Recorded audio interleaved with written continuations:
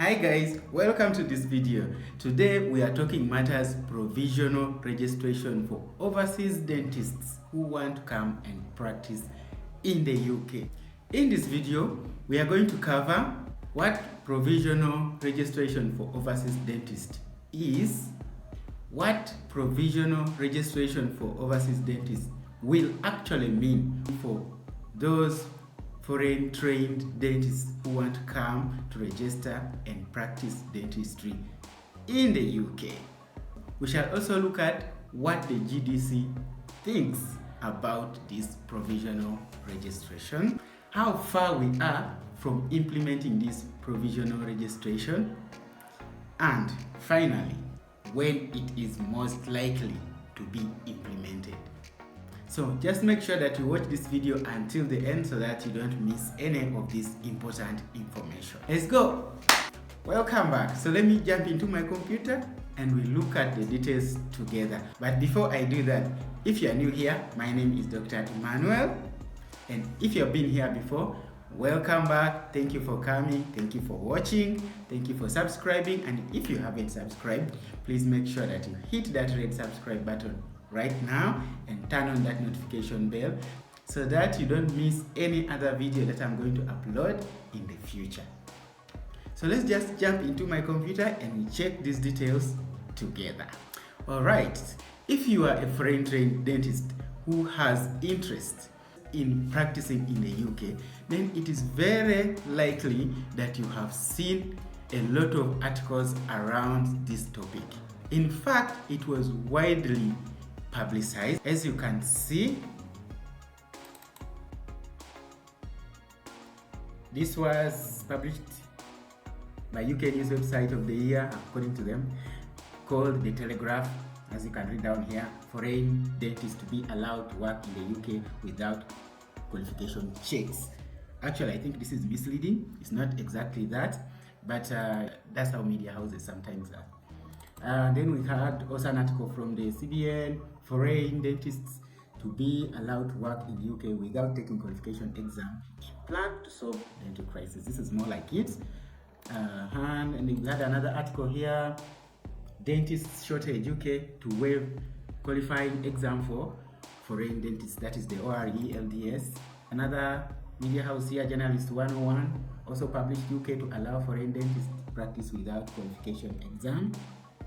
Even Dentistry, one of the major publishers of dental news in the UK, also published international dentists could practice without passing overseas registration exam. And then we had telegraph.co.uk, also published foreign dentists to be allowed to work in UK without qualification checks. Minister plans to scrap exam required to allow dentists from countries outside of Europe to work here in a bid to solve dentistry crisis. I don't know about the scrapping. The GDC has not yet come out clearly to say whether or not they will scrap the exam. So those are just few of the many articles that were widely published on this subject. So it tells you how important or how significant this would be to the practice of dentistry in the UK. It was of huge interest internationally. It was a hot topic. So what is really this provisional registration for overseas dentists? For that, let's jump into the official UK government website and check what they mean by this. So what you are seeing on your screen is, as you see, gov.uk. This is the official website. This is the official website of the UK government. They always publish information regarding anything to do with the government. In fact, it is that website where you get authentic information. If you are in any doubt, just check for that information in this website. So they also accordingly published this information about provisional registration for overseas qualified dentists, and it was published on 16th of February 2024, and actually they launched the consultations immediately after this. So let us see. The introduction here says the government is committed to ensuring that everyone needing NHS dentist will be able to access it. We all know how patients queued in Bristol recently for 3 days, and in that queue there was also a cancer patient trying to access an NHS dentist from a newly opened NHS clinic in Bristol. So this is to correlate that all those people who were seeking for an NHS dentist, the government now is thinking of making the service accessible to the population, to all those people, so that we do not witness such long queues in the future. So this is the background to the provisional registration we are talking about. Okay, you can even read this later, but let us check what it really means. So all of this is the background about that. Let's look at this part. So provisional registration, as it states here, in the dental plan, the government proposed to enable overseas dentists who have not yet achieved full registration to be able to work in UK more quickly through the introduction of a system of provisional registration. So that is what provisional registration is. It is a dental plan by government, and that plan aims to introduce a system of provisional registration which will allow overseas qualified dentists to practice in any dental setting in the UK, that is, including high street dental practices under the supervision of a fully registered dentist by the GDC. I think that is clear. So what will provisional registration mean for all the overseas dentists who want to come and practice dentistry in the UK? Let's get more details. Let's look at this part. Provisional registration would allow an overseas qualified dentist to practice in any dental setting, including high street dental practices under the supervision of a dentist who has full registration on GDC's dentist register. When this provisional registration comes into effect, all overseas dentists who receive this provisional registration will be allowed to practice dentistry anywhere in the UK. The only condition is under a GDC registered dentist. Maybe let's go a little bit back here. At present, apart from passing the ORE or the LDS, the only other registration route open to overseas dentists is temporary registration. I covered the difference between temporary registration and provisional registration in my previous video under the routes to practicing dentistry in the UK, the 8 routes. You can check under the description box of this video. If you didn't watch that other video, you watch it so that you can know the difference.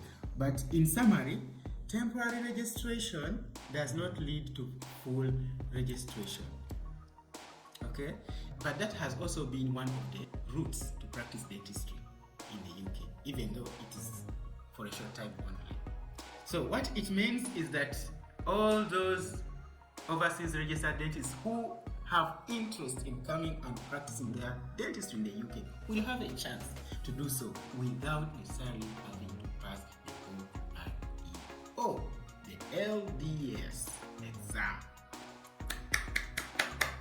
Yes! Isn't that great? Yeah, I think it is great. It's a great move.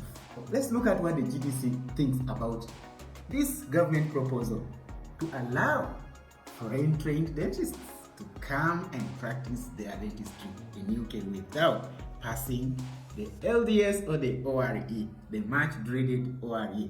Oh, by the way, passing ORE is not the issue, but booking the exam is the issue, right? Yeah, anybody who has gone through ORE will tell you passing the ORE is the easy part. The harder part is to get a seat in the exam, even though now the seats have increased. So let's see what the GDC thinks about this. So right here is the heading from the GDC, and it says, and I like it, so I'm going to read it really slowly because I feel good when I'm reading this. We welcome the provisional registration changes and further collaboration with the dental sector to create a new system that benefits professionals and the public. You got it. Yes! They also say provisional registration will provide an additional route for joining the UK dental workforce and will allow, this is my favorite part, will allow dentists to adapt to the UK practice environment while being supported and supervised. Yes, it's like being a driver in your home country, and then you go to a country where they drive on a different side of the road. Then you are given a vehicle to drive, but with a qualified or a familiar driver to move with you. That means that, yeah, the chances of accidents are minimized, but also the driver will get familiar with the routes much faster than if he was given a vehicle and said, now go and get started. Okay, so this is what this means. This is a very well thought idea by the GDC, and I applaud them for it. So if it gives you a chance to get used to the system, adapt, yeah, that's much better, I think, in my opinion. What do you think? Let me know in the comment section. And they say this will be the single biggest change in the dental regulation for almost 20 years. You can see how important it is. The Executive Director of Strategy said, it is good to see DHSC. DHSC means Department of Health and Social Care. Department of Health and Social Care acting quickly to make the legislative changes necessary to allow for provisional registration. So guys, there you have it. The GDC is on our side, and they are happy that the Department of Health and Social Care are working quickly to make legislative changes in order to bring this provisional registration into force. So that is good news. So once the GDC is positive, we are good, right? Yeah. So now we want to look at this legislative process, because this is a law. To enact a law, it has to go through processes before it happens. It is a process that you must be aware of, but it is something that you should be following keenly if you are interested in taking that route. So let's look at the legislative processes so that we can gauge how far we are probably from implementing this provisional registration route. Okay, let's get back. So as we know, the consultations actually started already. The publication was made on the 16th of February, and the consultations already started, and they were expecting them, or GDC was expecting to take 3 months to finalize the consultative phase and take this document to Parliament for debate. So as you can see here, Schedule 3 of the Act sets out that before any draft legislation can be laid in Parliament, a 3-month consultation must take place. So they started around February, so we expect by end of May, the consultation should have been concluded and should be laid in Parliament. So once the lay in Parliament is done, the government's response to consultation would be published and a draft order laid in UK Parliament. The order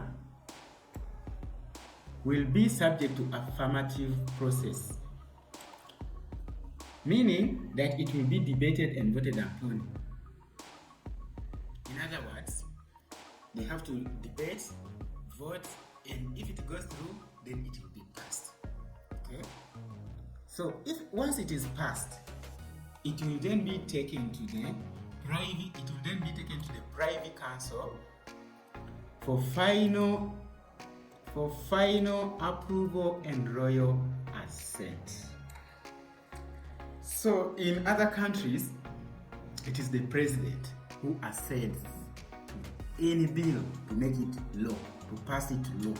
Ascension by the Supreme Authority means they have to sign on it that, yeah, this bill is okay, it can be law, it can now be followed as law. So in the UK, it is the king. So the king has to accept that this bill is okay, gives it a green light, and then we are good to go.